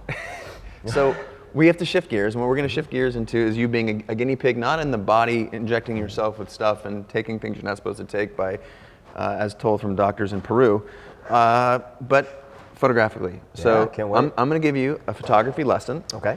And I know you have a micro four thirds point and shoot camera. That what I'm going to do though is I'm going to instruct you, we're going to do it together, on how to build all of this equipment that you have likely never touched before. I haven't touched any of it. Yeah, and the folks at home, if you haven't ever built a studio set up from the ground up, including a backdrop, lights, plugged in strobes, a camera, pocket wizards, it's going to be a great time for you to stay tuned. We're going to have Pocket wizards. Yeah, pocket wizards. It's not what you think. Right. It's like, what kind of show is this? Yeah. What have you got me in here for? But I think it's going to be an interesting way for some of the folks at home to learn while I'm teaching you. And then, drum roll please, I'm going to have you shoot my picture. I don't have very many good portraits right now. It's hard to take a good picture of this mug. All right. But I'm going to challenge you to do that, and then we'll have a little surprise right at the end. Cool. So keep asking questions at hashtag CJLive, at T Ferriss, Ferriss, or yours truly at Chase Jarvis. Anything I'm forgetting before we shift gears, you guys? I haven't even seen the equipment. Yeah, good. I have no hey, idea. Scotty, you know, one thing that I would love, are you gonna be able to drop that camera there in 2 shakes and come help us? Sweet. Okay, let's kick it over to the next phase of this fun game here. And actually, I'm gonna go this way. All right, so it could get a little chaotic here in a second, but bear with us. Scott, how are you doing? There's 2 Scotts running cameras today. All right, so here we go. I'm gonna set this thing down here in case we wanna go to the phones. This thing here is called a seamless backdrop. Basically, it's a white rolled up piece of paper. And what we're gonna do is we're gonna put it on these 2 stands here. These are little arm bars, they're gonna come out, we're gonna put that guy right there, and then we're gonna build a little backdrop. So I'm gonna have you take this guy over here. Almost everything's on rollers in a studio so that it can get around really easily. Through this mechanism right here, you're just gonna, don't be afraid, there's basically, there's nothing you can do to hurt this stuff. More likely to hurt yourself than you are any of these things. And it just slides on really easily, like, so actually pull that clamp off, that little A clamp right there. Take this off. Yeah. All right. And there we go. Okay, and I'll do the same over here. Okay, these things are kind of in standard lengths. This one here is a 9-foot, and they come in 9s and 12s normally. So before we start rolling this thing out, we want to make sure we're square and we can show our assistants and super friends back there behind the cameras where we're going to lay this thing out. So why don't you tweak your end back a little bit, so that this thing just rolls right out nicely into the middle of the room. Okay. Oh, watch your right side. There we go. There we go. Oh, yeah. Okay, and then you can lock these things by pushing that little lever down, one of those guys. That just keeps that from rolling around. One other thing that it's kind of nice to do is you want these guys to be out of the way so that when you roll it down, it's going to go smoothly here. So now, go ahead and just pull this very gently. There you go. And why don't you go ahead and walk that all the way out until I say stop, Tim. Just keep pulling it out. So Scott's got his hand up here so that it doesn't start unwinding like crazy. So we're going to unroll a little bit more than we want, such that when we raise those guys a little bit, so because I would probably be taller than that thing right there. So we're going to want to pull out another few extra feet so that we've got somewhere to push that. That's good. So since you're my right-hand man, I'm going to have you hold that. Just whatever it does right now is fine. You're just going to hold that. And I'm going to go over here, and I'm going to just, there's a million ways to secure this thing. This just keeps it from going around. Lock it off, Oops. So I'll take that from you, and I'll do the same over there. And then we can probably, why don't you come, actually, Scott will be you for just a second. And what we're going to do is we're just going to go ahead and lift, we're just going to go ahead and lift this guy. And all I'm doing is using this top little guy right here. I loosened it, I raised it up, and now I'm, what's that? Sure. There we go. We probably don't need to go that high, buddy, because we didn't roll out that much. So just go ahead and come down a little bit. So I got Norton over there telling us when it's level. Cool. So we're going to lock that down. And now we're just going to tape this thing on the floor where we want it. So why don't you slide over to that corner over there. Scott's going to get some tape. Oh, Norton's got it. Now just a little swoop, because we want to make that look like it's infinity. We don't want to see a line or a shadow or anything. And then this is gaffer tape. This stuff is kind of expensive. What is this called? Gaffer's tape. Gaffer's tape. One of those words you see in the movie That's right. Who's the gaffer? credits that you don't know. That's Right next to Best Boy. Yep, Best Boy and Grip. So I tend to be very liberal with this stuff, mostly because I don't want people to trip on this when they come in here. And it doesn't have to be pretty, but just laying that down.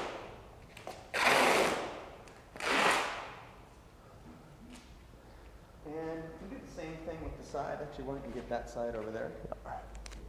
How far do I want to go back in terms of tape? I tend to go back to about where I'm not going to have people walking on and off the seamless. So I kind of go back to about here. Okay, and cover the entire side. Yeah, so I'm going to run off to the bathroom just for a second. Yeah, I might do the same after my 15. We're battering her back, let's go, chance. Did Tim go to the front? Yeah. Okay. So now we're sitting here, we got the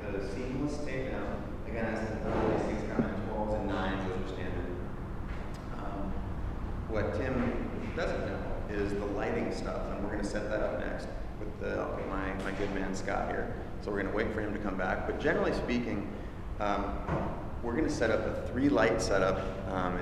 It's not just the most basic setup. So Tim's going to be shooting with something a little bit kind of not full high end, but mid range, and the equipment is super high end. We're going to be using the Broncolor Squirrel pack, and we've got 3 of those Pulso heads, I think, 3 heads, a beauty dish, which I'll get to in just a second when Tim gets back, and a couple of soft boxes. So here's the man.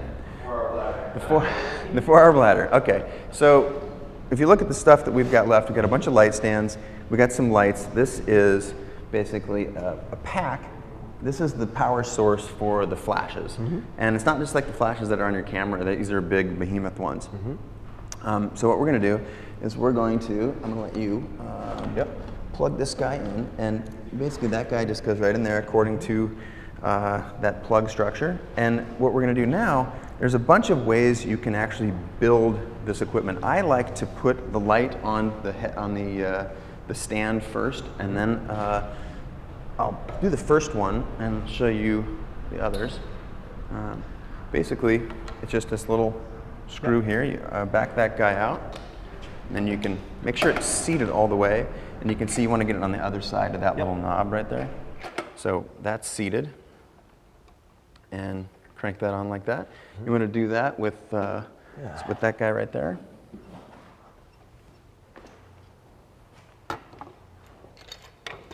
There you go.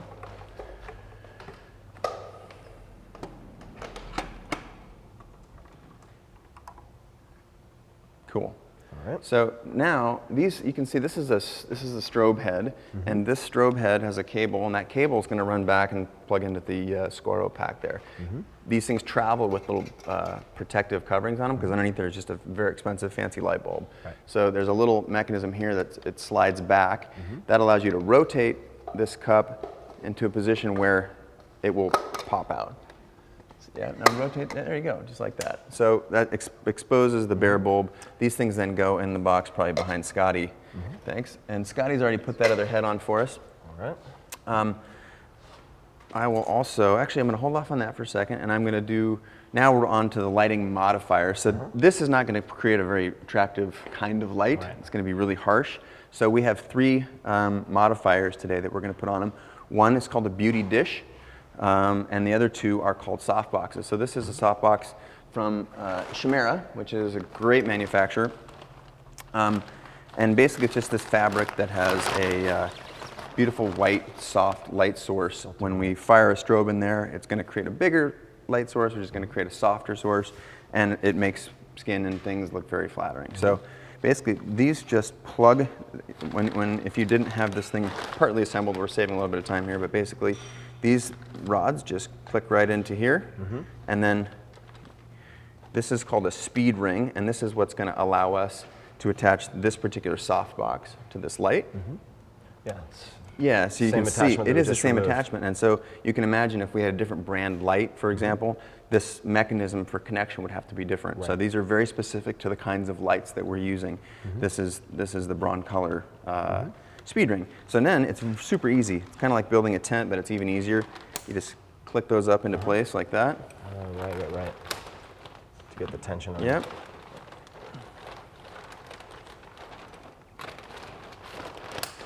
Voila. Voila. And if you want to do the same thing with the one behind you, then we'll each have one.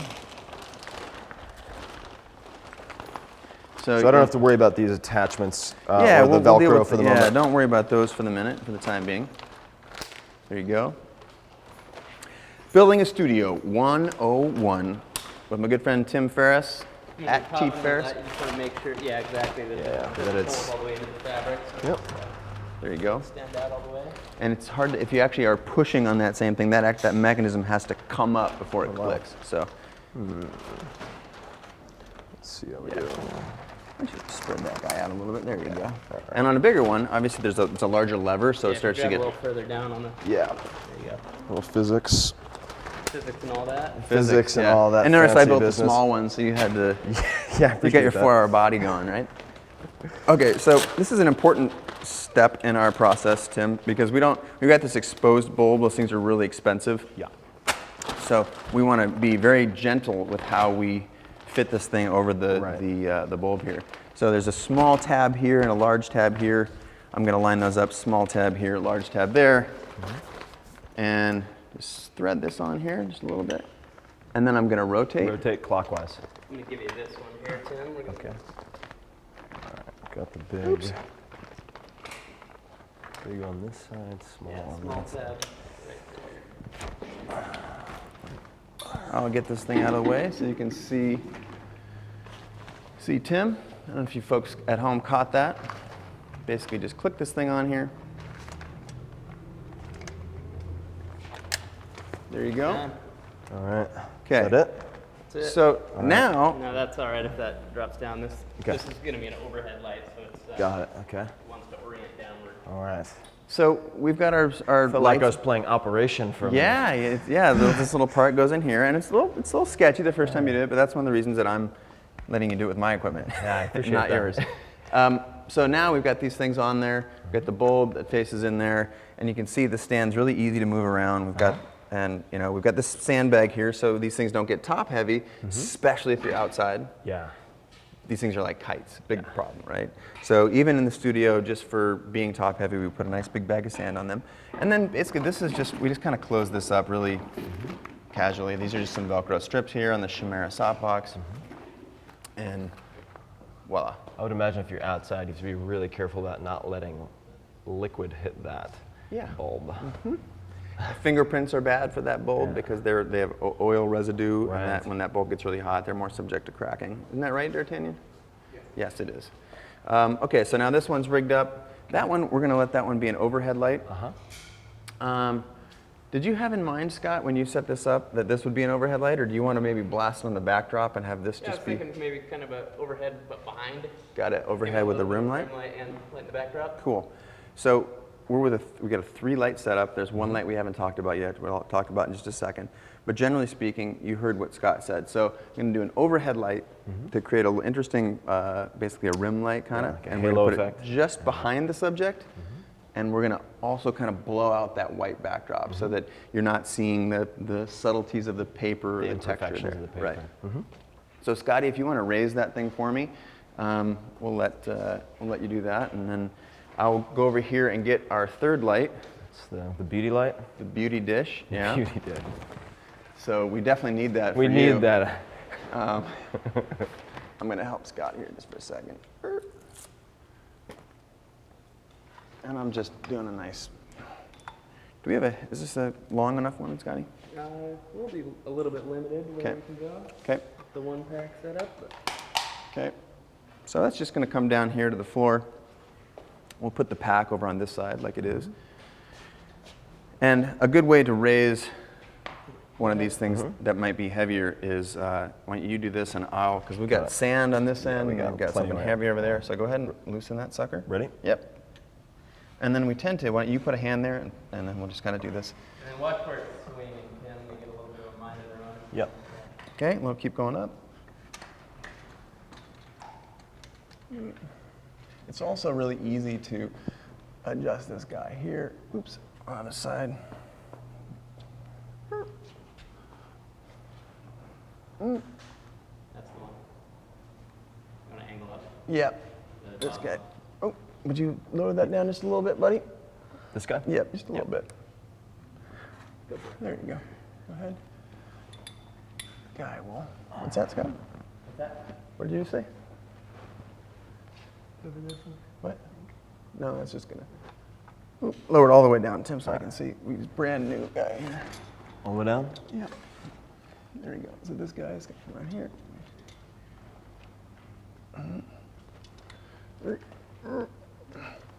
There we go. Okay, a little bit of an angle there.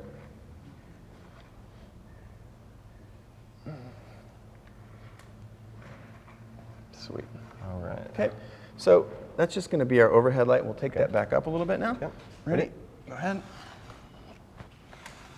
Okay, why don't you go ahead and crank that down. Good enough. Got it.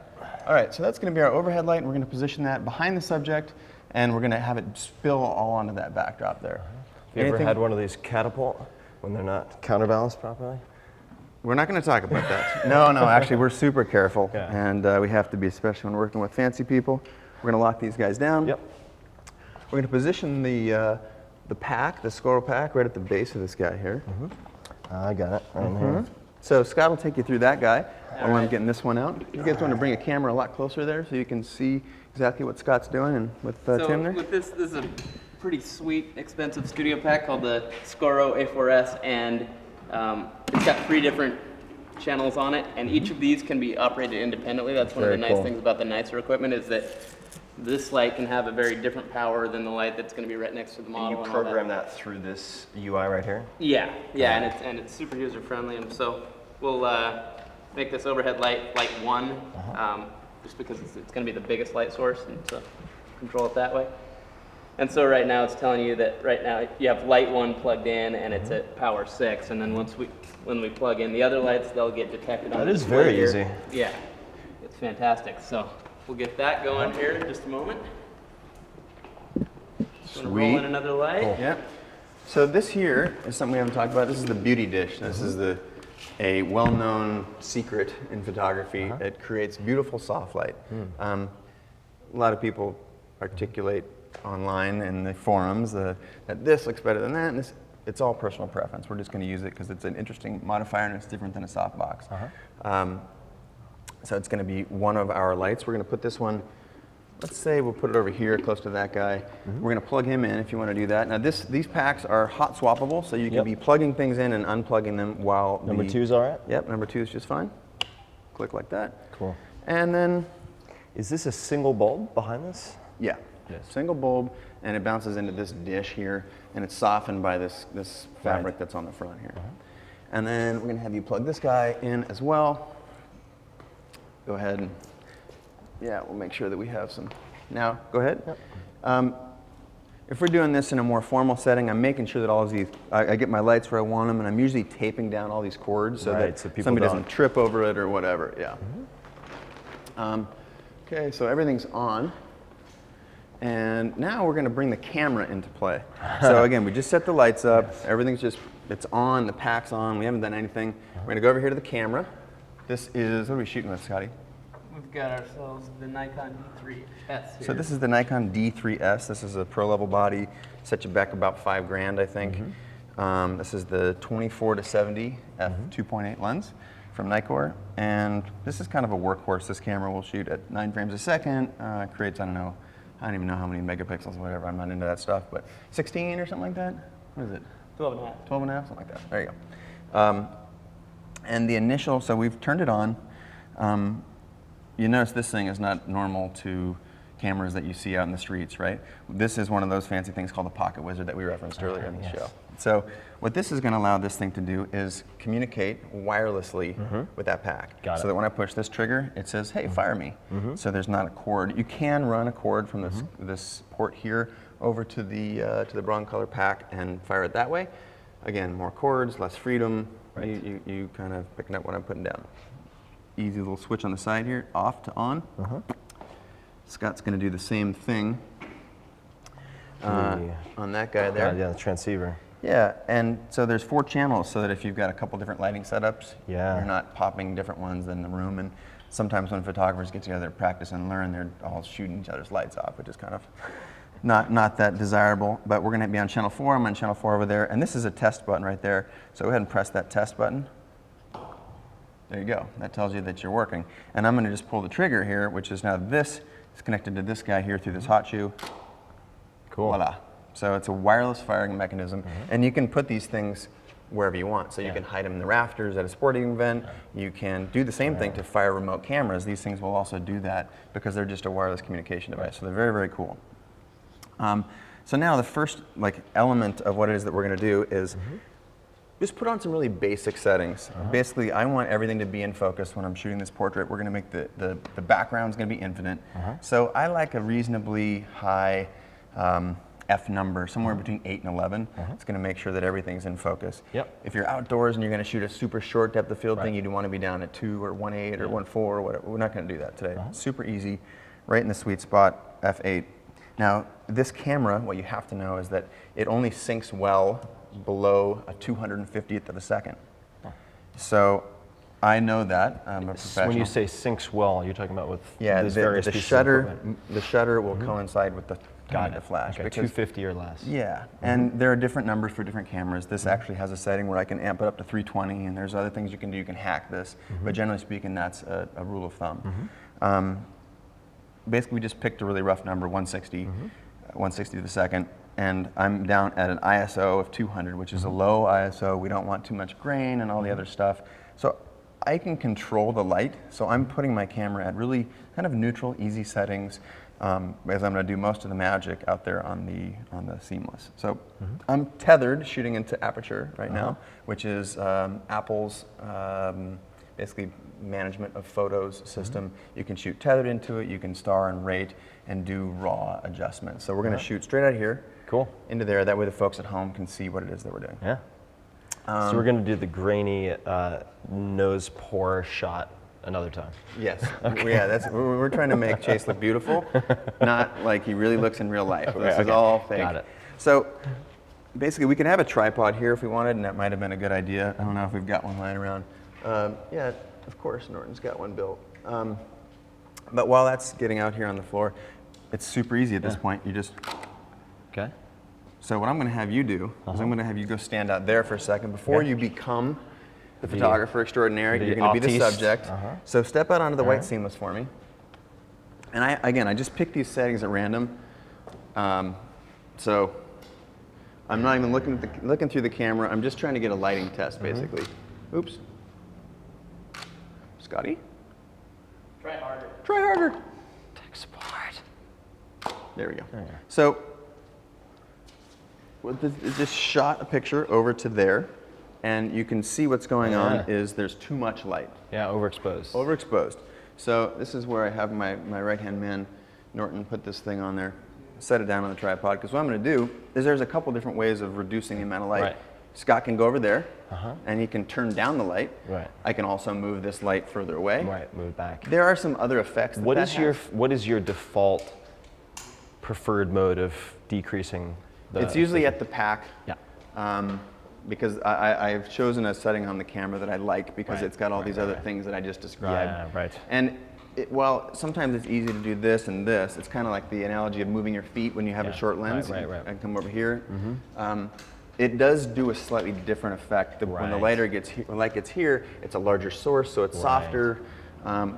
Farther you move it back, it's a smaller source, so it Yep. shoots a beam. So it does have an effect, but it's minimal when we're just moving it like Yeah, this distance a here. foot or two. But so, and then I've got Scotty over there, so I'll just say, hey Scott, can you turn this light down a little bit? Yeah. So Scott's going to turn this guy here. Generally speaking, that's kind of light in the backdrop, so we're calling this our main. If we were using this as our primary light, which I'm probably not going to do that right now, I don't want to keep it too complicated, but this will be our main light source. Anything else would be a fill. Yeah. So this is a film? Yeah, No. and yeah, it's kind of a fill. It's really also kind of a rim light because I'm going to, normally we want to like create a nice little highlight on your shoulders, especially if we were shooting against a black backdrop or We're something. giving you hot traps is what you're saying. There you go. Super hot trap. And we're going to uplight your six pack there. So generally speaking, what we're going to do is we're going to fire the camera again. And Scott, did you turn this guy down a little bit? Yeah. It's down to 2 stops. Okay, so Scott lowered it 2 stops, and he knows that just because that one was really bright. So here I am. All right. Boom. And yeah, there you go.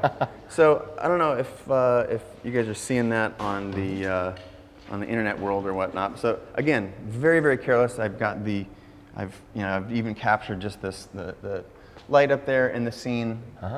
Not flattering, but at this point, I'm not really creating something masterful. I'm trying to drill through this really quickly. And if I didn't have you, if I wasn't teaching, I would do this whole process in probably under a minute. Just pop, pop, pop, pop, pop. pop. And I'm chimping. You can also do this with a light meter and hold a meter out there and it tells you how much light is falling on the subject. I'm just looking at that picture. Does it look like I want it to? I would say not really right now, okay? It's a little bit too bright. So I'm gonna go over here and mess around a little bit more with my settings. Scott, can you swing that light back a little bit because it's kind of blowing up Tim's head. again, now, rather than getting into the super subtleties of lighting, one of the things that I want to do is just get you shooting. Yeah. So we're not going to make this look overly hot. In fact, I'm going to turn this guy off. We're going to make this light go away. Just so it's real simple. 3/4. Why don't you look right over here and see how we're doing? Okay. So now it's sending those big files over the computer. We'll be able to look at them in just a second.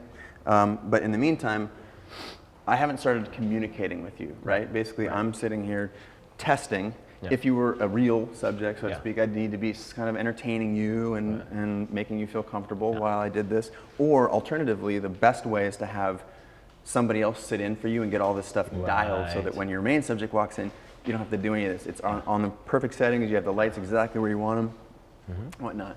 So basically, I just fired those things off. We're going to look at the computer. I don't know if Scotty is starting another shutter session. There we go. There you go. Now there's all kinds, beautiful, see? There's all kinds of ways that we can make what this. a cherub I am. There's all kinds of ways that we can make this better. Yeah. But again, my goal is to keep you shooting because we got folks at home, we want to keep moving. One of the things, like there's this shot, you can see your eye right there, it's closed, but if it were open, you would be seeing a little catch light, which is that the softbox would be making a little catch light in your eyes, which is a nice thing.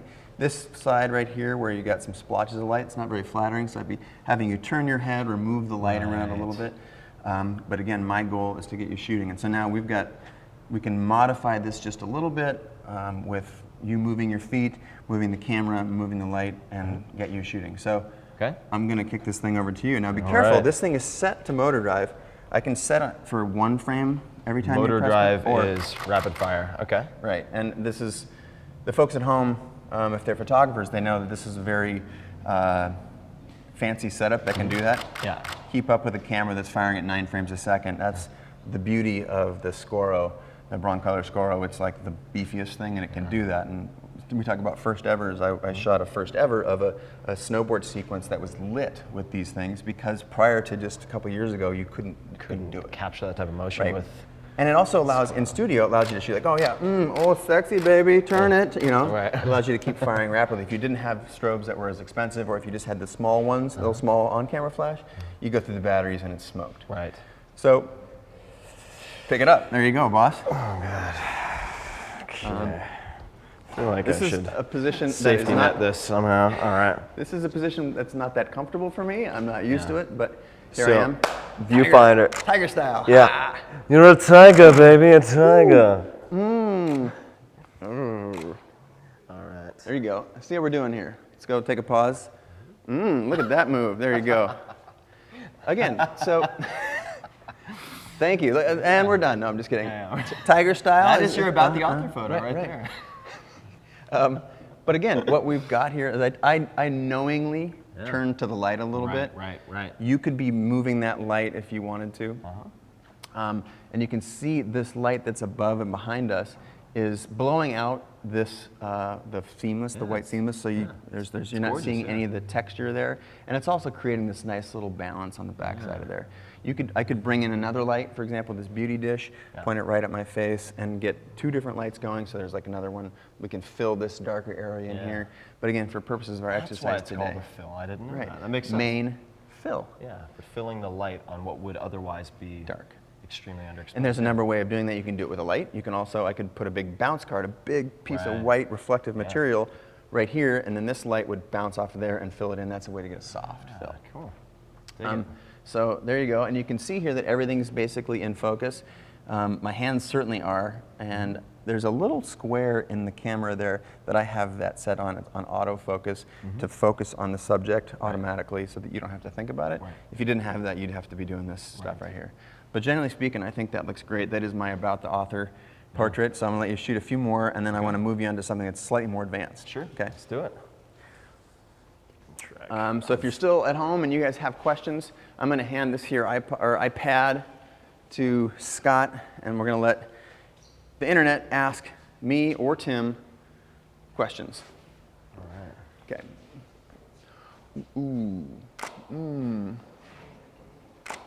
For our body. Okay, so now as the photographer, you're going to start directing me as to what you want me to do. All right. Okay. I'd like you to lean forward slightly on your Okay. left foot. Weight forward. Okay. All right. Chin up slightly. Okay. Head right just a bit. These are glamour portraits by Deb. All right. I want you to let's put your cross your arms in front of your chest. All right. Good. All right. I want you to look off, about a few feet off. All right. Visionary, like. Yeah, this is the Barack Obama into the future pose. All right. Very good. And then look down slightly, please. All right. It's pensive. Hmm. Yeah, good man. These tend to be frowned upon, touching faces. Yeah, for you could photos. do the index knuckle and thumb to the chin, which is the high school graduation photo. Very nice. And why don't you try and catch me, like catch some action. So I'm going to The jump. interstitials. Okay. Yeah. Yeah. Oh, hang on a second. Go ahead and pop one more of those. Okay, I'm going to jump this time and see if you can catch me at the apex. Ready? Yep. 1, 2, ready? All right, how'd you do? Pretty sure you nailed that. The headless jumper. Look No, at that's that. beautiful. Nice work. Nice Turn that work. into a refrigerator magnet and have people put their own kids' photos on your head. Oh, sweet. Okay, so any, Scott, you got any questions coming in from the internet? Most of the people are fired up and retweeting it like crazy. That's good to know. Cool. That's good to know. Well, I think you've really progressed a lot. Thank you. Any questions about what we've set up so far? No, I love it. It's Okay, great. so you've got the camera in your hand. Yeah. You're a first-time user. I am. You've already started giving me instruction. What we want to do is we want to raise the bar just a little bit. So we brought in a model for you to shoot, Okay. something you had no idea was happening. And so is Candace around? Can we have Candace come in? That'd be great. Where are you, Candace? Okay. And it's just going to be a little lesson for you to interact with someone that you've never met before. And we're going to raise the stakes a little All bit. right. The pressure's on. The pressure's on. But Hi, Candace. How are you? There. Good. How are you? I'm doing very well. Good. Nice to meet you. Nice to meet you. Thanks for coming out. Candace is a superstar model here in Seattle, and she has graciously be willing to be a Thank you. test subject for our Being new our burgeoning test photographer, Tim Ferriss. Wow. Yes. As a professional, I'll be learning from you then. But go ahead, and she's all yours. Go ahead and talk to her and tell her where you want her to stand and what you want her to do, and have at it. All right. Thanks, man. This guy. Jealousy will get you nowhere. Nowhere. Hater. And one thing that you should know is that professional models like Candace, they often know very much how to move. Yeah. So one of the things that I like to do, again, I'm not trying to steal your thunder here because you got to be shooting. I have very but little thunder. It's more like a clap. basically is if you can tell her, like, you just after every flash, you go ahead and just keep moving your body, and so she'll just do this stuff. And if you see something you like, you can say, yeah, a little more of this, a little chin up here, and then you can shoot as quickly or as slowly as you want. That'll, the more you do this, the more you develop a personal style of how to interact with models. And some people have a really quiet style, some people have a very loud style and very aggressive, and tell people where to move and exactly what to do. I think I have a nervous, anxious style. Okay, I'm so just kidding, take I'm a few just kidding, pictures I'm of just kidding. Candace. Candace, you look great. All right, Candace, I want you to. Don't forget, we've got Zoom here too, Tim, if Oh, you we want. do? Oh, yeah, All right, there you we got go. Zoom, Look at and that. you can turn it vertically if you want a whole body That shot. would have been helpful to keep your head. Yep. All right. All right, Candace. Well, we're just going to do a few close-up right. shots. I really just want you to relax. There you go. Now, you're from Seattle? Yeah. And originally born and raised? Yeah. No, I was born in California, Where? in San Jose, California. San Jose. I lived there for 2 years. Oh, you did? Yeah, Willow Glen. Oh. Gorgeous. I just moved back from LA. I just moved back to Seattle like a year ago. And why did you move back? Let's get a slide shot. There you go. Why did you move? I have a 2-year-old, Ah. and so. You do not have a 2-year-old. I do, and Seattle. That is not possible. Okay. Okay, I gained 70 pounds when I was pregnant, but Seattle. 7-0. Yeah, but Seattle is the place to be when raising. You look As great. opposed to Los Angeles? I guess. Who would have thought? I'm kidding. I'm kidding. All right. You know what? I'm just going to have you keep Okay. moving because you're the pro here.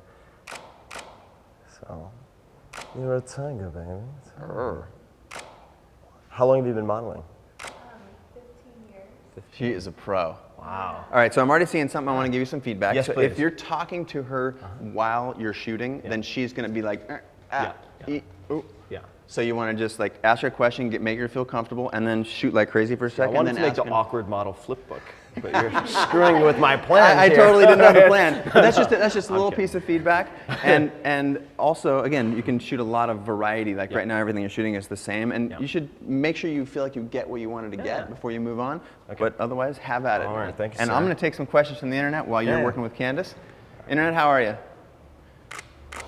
Any questions about what he's doing over there? Let's make sure he's in the background so you can watch all the good stuff. Oh man, lots and lots of questions.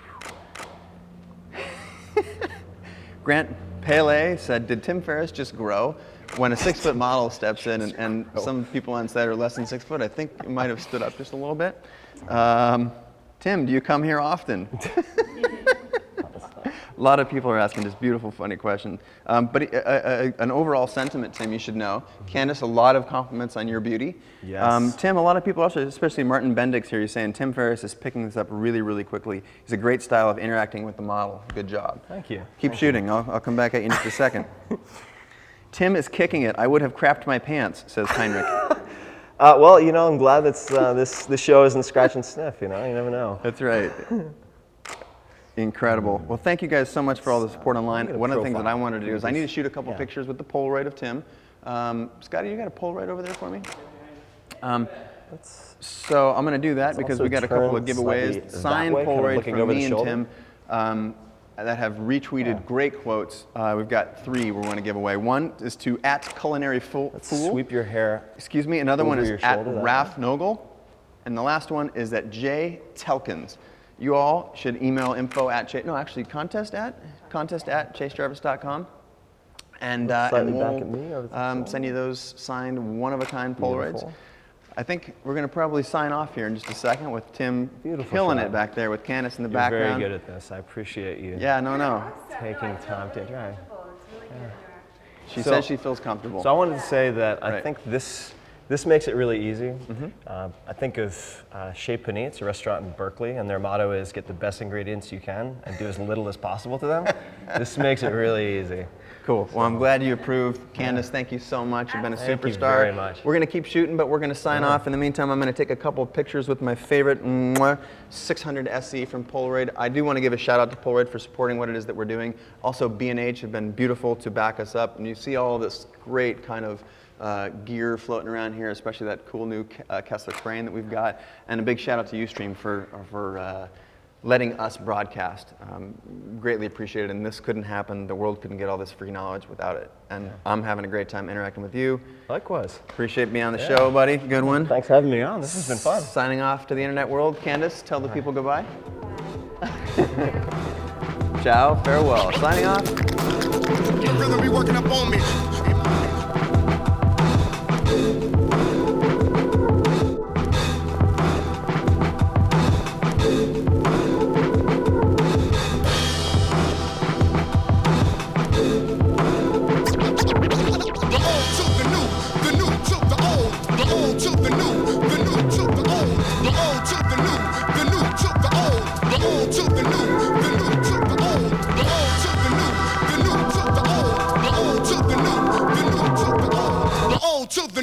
The new to the old, the old to the new.